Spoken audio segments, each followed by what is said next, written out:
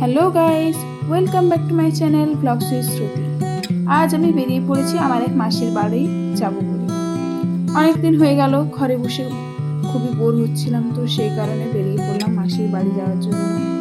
আর সেরকম ফাঁকা টাইম পাইনি বলে যাওয়া হয় না সেরকম, সেই কারণে যাচ্ছি আর কি। তো এখন আমরা আনন্দপুরের রাস্তায় হাঁটছি, হেঁটে যাচ্ছি আর কি বাস ধরার জন্য। বাসে করে যেতে হবে মাসির বাড়ি। তো এখন আমি বসে আছি নদীঘাটের বাস স্টপেজে, কারণ এখনো বাস আসেনি। বাসের জন্য অনেকক্ষণ থেকে ওয়েট করছি, একটা এখনো নিউ জোড়া যাওয়ার বাস আসেনি।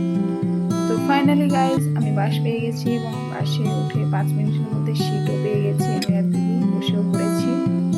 বাইরের ওয়েদারটা এত খারাপ কি বলবো, কখনো বৃষ্টি পড়ছে তো কখনো রোদ দিচ্ছে। আসলে বর্ষাকালের মেঘ এরকমই হয়, কখনো বৃষ্টি পড়ে কখনো রোদ দেয়।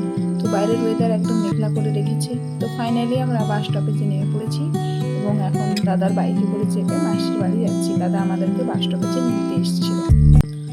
সো পৌঁছে গেছি মাসির বাড়ি, আর ব্রেকফাস্টও করা হয়ে গেছে। ব্রেকফাস্টে খেয়েছি চপ মুড়ি। অ্যান্ড এখন ভাই বোনরা মিলে গসিপ করছি। এই যে দাদা আর দিদি গসিপ করছে নিচে। ওরা আবার টাকা গুনছিল কি কারণে আমি জানি না, আমি ওদের টাকা গোনা দেখছিলাম।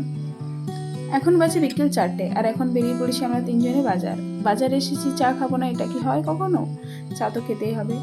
তারপর আমরা চলে গেছি দোকানে কর্নফ্লাওয়ার নিতে, অ্যান্ড দেন চলে গেছি মাংস দোকানে মাংস কেনার জন্য।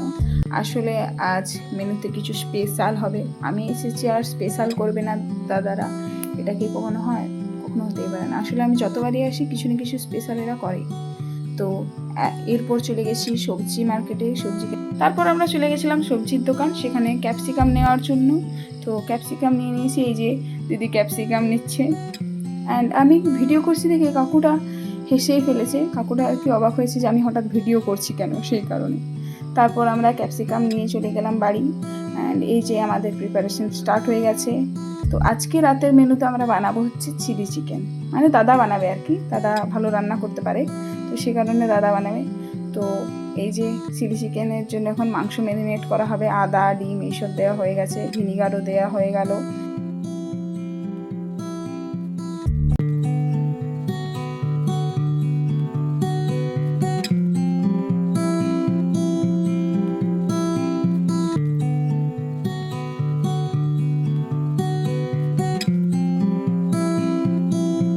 দাদা আরও প্রয়োজনীয় যা যা জিনিসপত্র লাগে সেগুলো নিয়ে ম্যারিনেট করা শুরু হলো। আর এখন চিকেন পকোড়া ভাজছে, যেটা চিলি চিকেন আর করতে হয়। And finally chilli chicken is ready.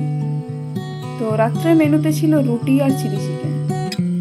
Just অসাধারণ হয়েছিল চিলি চিকেনটা। দাদা খুব সুন্দর রান্না করেছিল। অ্যান্ড আমি তো প্রচুর খেয়েছি। খেয়ে পর এখন তো আমার প্রচণ্ড ঘুম পাচ্ছে, কারণ আমি আজ দুপুরে ঘুমাইনি, সেই জন্য আমার প্রচণ্ড ঘুম পাচ্ছে। তো আজকের জন্য ব্লগটা এইটুকুই। পরের একটি ব্লগে শীঘ্রই দেখা হবে। ভিডিওটি ভালো লেগে থাকলে একটু লাইক করবেন।